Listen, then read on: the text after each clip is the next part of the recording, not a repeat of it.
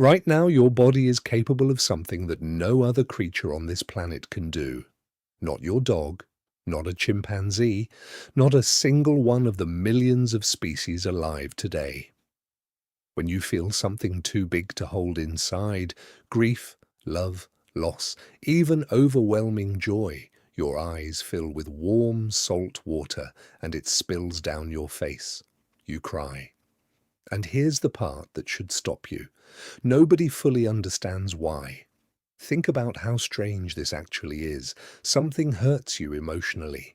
A memory, a goodbye, a piece of music, and your body responds by leaking liquid out of your face. That makes no obvious sense. It doesn't heal a wound. It doesn't scare off a predator. It blurs your vision at the exact moment you might need to see clearly. By every rule of survival, crying should never have evolved. And yet here you are, a member of the only species on Earth that weeps. So, let's find out why you cry. Start with a fact almost nobody knows. You actually have three completely different kinds of tears. The first are basal tears, the thin film constantly coating your eyes to keep them from drying out. You make them every second and never notice. The second are reflex tears, the ones that flood out when you chop an onion or get dust in your eye, flushing out irritants. Both of these are pure mechanics. Plenty of animals have them. But the third kind is where everything gets strange. They're called emotional tears or psychic tears, and they only appear when you feel something. And as far as we can tell, you are the only animal that produces them. Other animals make sounds of distress. They whimper, they cry out. But they do not shed tears because they are sad. That single ability appears to belong to humans alone, which brings us to the puzzle that bothered scientists for over a century. Charles Darwin himself studied crying and basically gave up, concluding that emotional tears were a purposeless accident, a meaningless byproduct of the body with no real function. For a long time, that was the accepted answer. But it never quite sat right because emotional tears aren't random. They show up at incredibly specific, incredibly human moments, funerals, weddings, reunions, the moment you hold something you thought you'd lost. If tears were just useless leakage, why would they arrive with such perfect timing at the most emotionally loaded moments of your entire life? That's not what an accident looks like. That looks like something with a purpose. So modern researchers went looking for it, and what they found is genuinely surprising. The leading theory is this: tears are a signal. Specifically, they may be one of the most honest signals your body can send. Think about what crying actually does to you. It blurs your vision, it makes your voice crack. It announces, visibly and undeniably, that you are overwhelmed and vulnerable. Now ask, who is that signal for? It's for the people around you. A tear is almost impossible to fake convincingly, and it instantly tells everyone nearby that you are not a threat, that you need help, comfort, connection.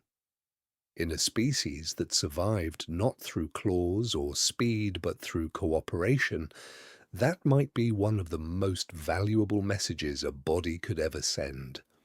Crying may have evolved as a way of saying, without a single word, "I'm not okay, I can't do this alone, please come closer." And here's the elegant part. Researchers have found that seeing someone cry triggers a powerful caregiving response in other people. Tears pull empathy out of us almost automatically. When you watch someone's eyes fill up, something in your chest moves before you've even decided to care. Tears don't just express emotion, they reach out and grab the emotions of everyone watching. They turn private pain into a shared event. They bind the group together. But there's a second layer, and this one happens inside your own body. When researchers actually collected and analyzed emotional tears, they discovered something that reflex tears don't have.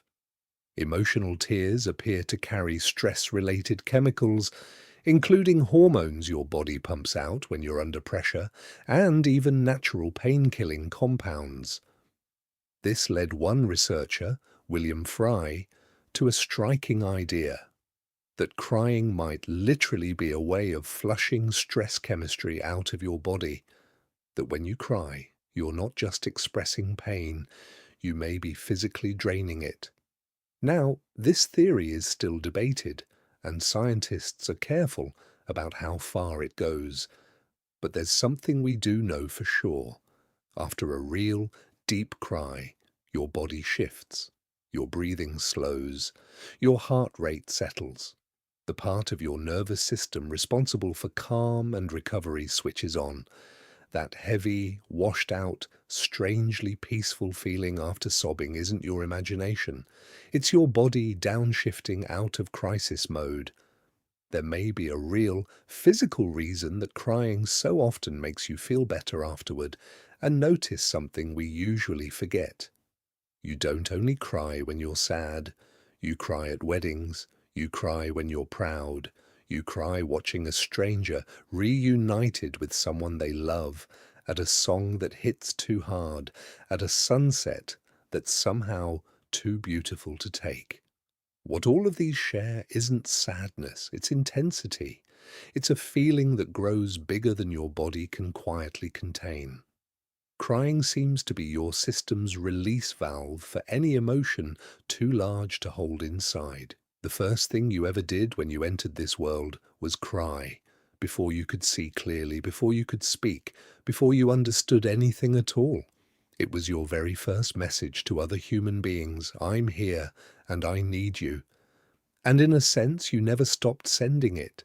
Here's the part that should make you stop. Crying evolved as something deeply, fundamentally social, a signal meant to be seen, a call meant to be answered.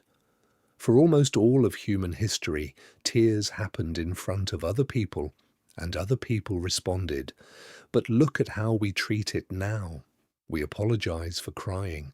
We do it alone behind closed doors, then wipe our faces before anyone notices. We tell each other to hold it in, to toughen up, to stop. We've taken one of the most powerful connection tools our species ever evolved and turned it into something shameful. And we may be paying a quiet price for that, cutting ourselves off from the exact thing crying was built to bring us closer to. So why do you cry? Not because you're weak, not because something is broken. You cry because somewhere deep in your wiring, your body still knows a truth older than language, that you were never meant to carry the heaviest things alone. A tear is the most human thing you can do. It's your body, without permission and without words, reaching for another person and saying the oldest message we have: I'm overwhelmed. I'm still here. Please don't let me face this alone.